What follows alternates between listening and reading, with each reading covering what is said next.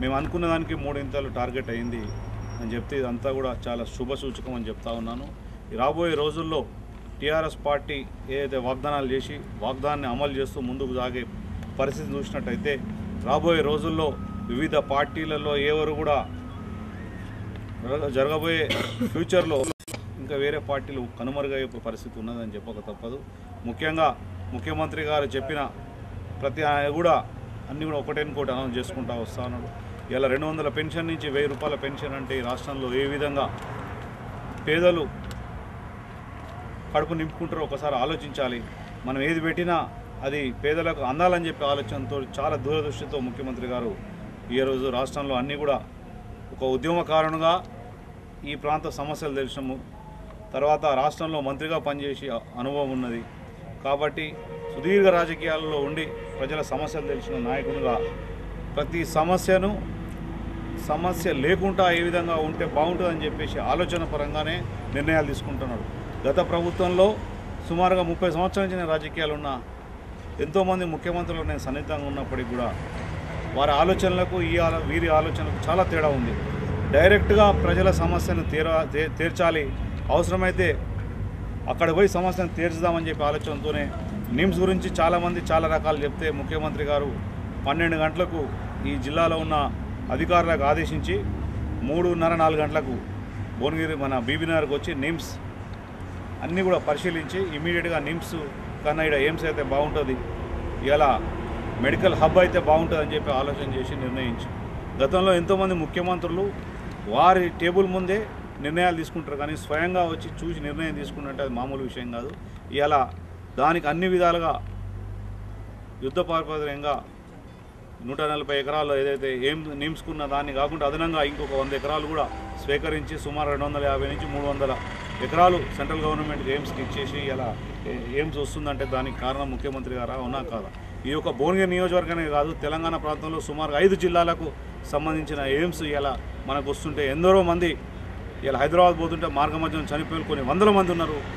ఇలా అసొంటి దాన్ని ఇమీడియట్గా తీర్చిందంటే ఇవన్నీ చిన్న రాష్ట్రంలో ఏ విధంగా అభివృద్ధి జరుగుతుందో దీనికి ఒక ఉదాహరణ అని చెప్తా ఉన్నాను. అలాగే ఇలా పెన్షన్స్ కానీ వికలాంగులకు కానీ వితంతులకు కానీ ఓల్డేజ్ పెన్షన్స్ కానీ ఏ విధంగా నేను కూడా ఒకటే మాట చెప్తున్నా, ఈ నియోజకవర్గంలో నిజమైన పేదలు ఎవరైనా నుండి వాళ్ళకు పెన్షన్ అందలేదు అర్హులు ఉంటే దయచేసి మాకు చెప్పండి, మీకు 100% మీకు అర్హులు అందరికీ కూడా పెన్షన్లు ఇచ్చే దశలో మేము ముందుకు తీసుకుపోతామని చెప్తా ఉంటాం. రెండవ విషయం వచ్చినట్టయితే ఇలా చాలామంది ఆలోచిస్తున్నారు, ఇలా ఈ జిల్లాలో ఫ్లోరిసిస్ సంబంధించిన చాలామంది బాధ పడతా ఉన్నారని చెప్పేసి ఇలా ఇంటింటికి నల్ల కనెక్షన్స్ ఇచ్చేసి స్వచ్ఛమైన మంచినీరు అందిస్తా అని చెప్పి ఒకటి మంచి పథకాన్ని పెట్టుకొని ముఖ్యమంత్రి గారు పోతా ఉన్నారు. దాన్ని కూడా తప్పకుండా వారు సాధిస్తారని చెప్పి నేను ఆశాభావం వ్యక్తం చేస్తున్నా.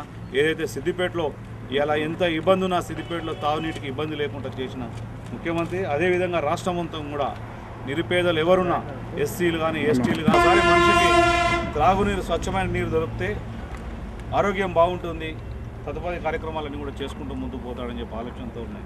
ఇంకెన్నో పథకాలతో ముందుకు పోతూ ఉన్నాం. కొత్త రాష్ట్రంలో మీరందరూ చూస్తూ ఉంటారు, ఈ 5 సంవత్సరాలలో ఎంతో అభివృద్ధి జరుగుతుంది.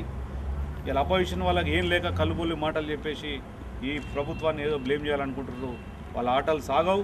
ఇలా కేసీఆర్ అటువంటి నాయకుడు ఏ పార్టీలో లేరు తెలంగాణ రాష్ట్రంలో. ఇలా వారికి ధీటైన నాయకుడు తయారు కావాలంటే ఇంకా 50 సంవత్సరాలు కావాలి. వారు నాయకత్వంలో తెలంగాణ తప్పకుండా బంగారు తెలంగాణ అవుతుంది. మనిషికి పట్టుదల ఉండాలి, మనిషికి కాన్ఫిడెన్స్ ఉండాలి. కాన్ఫిడెన్స్ పట్టుదల ఉన్న ముఖ్యమంత్రి కేసీఆర్ గారు తప్పకుండా వారి నాయకత్వంలో ఈ ప్రాంతంలో అభివృద్ధి జరుగుతుందని చెప్పి నేను ఆశాభావం వ్యక్తం చేస్తున్నా. అలాగే మన నియోజకవర్గానికి వచ్చినట్లయితే బునాదివాన్ కాలువ కూడా వస్తాం. ఇంకా పెండింగ్ ప్రాజెక్ట్స్ ఏమున్నా ఈ జిల్లానే కాదు రాష్ట్రంలో ఏ పెండింగ్ ప్రాజెక్ట్స్ ఉన్నా కూడా తప్పకుండా వస్తాయి. అలాగే నేను ఇలా ఇంకొకటి ఎంత పెద్దగా ఆలోచించి ఇలా ప్రతి ఒక్క కార్యకర్త మెంబర్షిప్ చేసిన వాళ్ళందరూ కూడా 2 లక్షల రూపాయల ఇన్సూరెన్స్ పాలసీ పెట్టిందంటే ఎంత దూరదృష్టితో ఆలోచించిన ముఖ్యమంత్రి ఒకసారి ఆలోచించాలి. నేను కాంగ్రెస్లో 30 సంవత్సరాలు నా మెంబర్షిప్కి ఆ మెంబర్షిప్ చేసి డబ్బులు కట్టినాక ఆ మెంబర్షిప్ పుస్తకాలు కూడా అడిగే దిక్కు లేకపోయే పరిస్థితి ఉండే. మేమే పోయి తీసుకుపోయి గాంధీ భవన్లో అయ్యా అప్ప అని కూడా బుక్కులు ఇస్తుంటే ఈరోజు తెలంగాణ రాష్ట్రంలో బుక్కులు ఇస్తే మెంబర్షిప్ చేయించుకోవాలంటే కూడా ఇబ్బంది ఉండే. ఇలా మా పుస్తకాలు దొరికే పరిస్థితి లేదు. ప్రింట్ చేసి పుస్తకాలు గ్రామం పంపి ఇమీడియట్గా ఆన్లైన్లో పెట్టేసి ఇమీడియట్గా day to day information TRS భవన్లో ఉందంటే ఏ విధంగా పార్టీ పనిచేస్తుందో ఒకసారి ఆలోచించాలి. చాలామంది అనుకుంటున్నారు టీఆర్ఎస్ పార్టీ వచ్చింది ఏదో మాటలు చెప్తున్నారు, ఇది చేతల ప్రభుత్వం. రాబోయే రోజుల్లో కేవలం కలిబోలు మాటలు చెప్పుకొని అపోజిషన్ పార్టీలు తిరగాలి, కానీ ఇలా అనుకునేవన్నీ సాధించే దిశలో టీఆర్ఎస్ పార్టీ ఉంది. నేను దయచేసి సోదరులకు కూడా గ్రామీణ ప్రాంతంలో ఉండేసి ఇక్కడ ఉన్న అందరు మేజర్ సర్పంచులు ఎంపీటీసీలకు కూడా నేను ఒకటే చెప్తా ఉన్నా, ఈ ప్రభుత్వం మనం తప్పకుండా గుండెమే చేసుకొని చెప్పాలి. ఈ ప్రభుత్వం అనుకునేవన్నీ కూడా సాధిస్తుంది.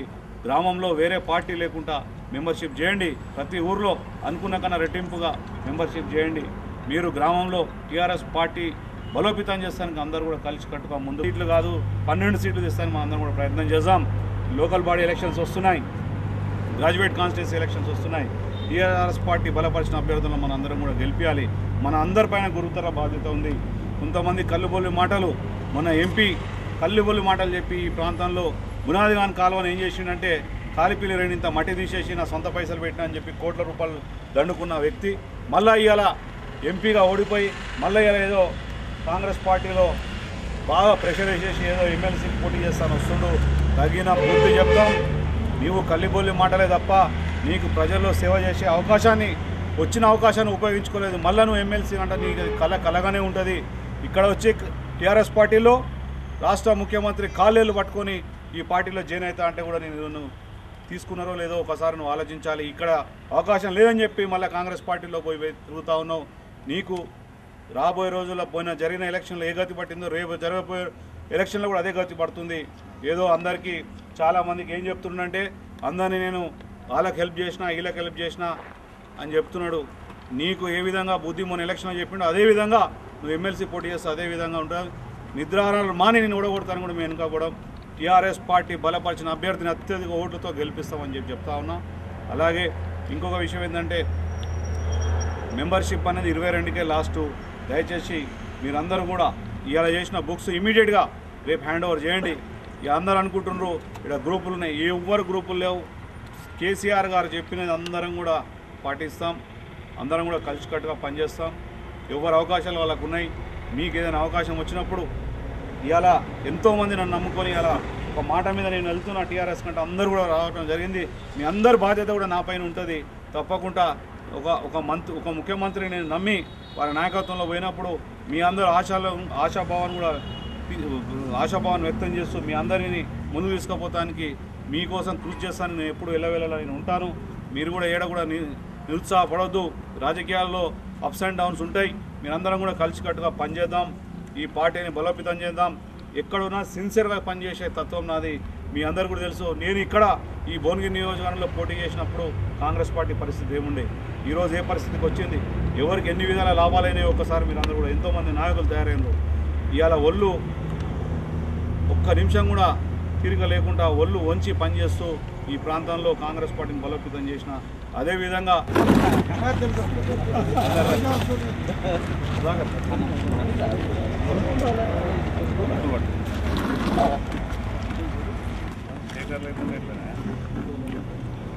చలో రైట్. సర్పంచ్ ఎవరెవరు రాసి చెప్తారు.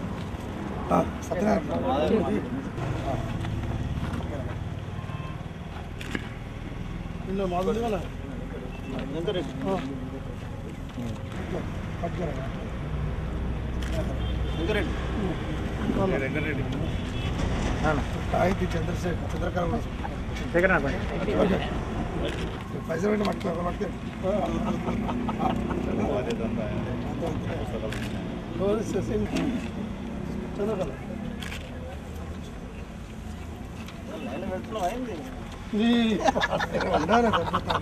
ఇది ఉన్నట్టు లేదు.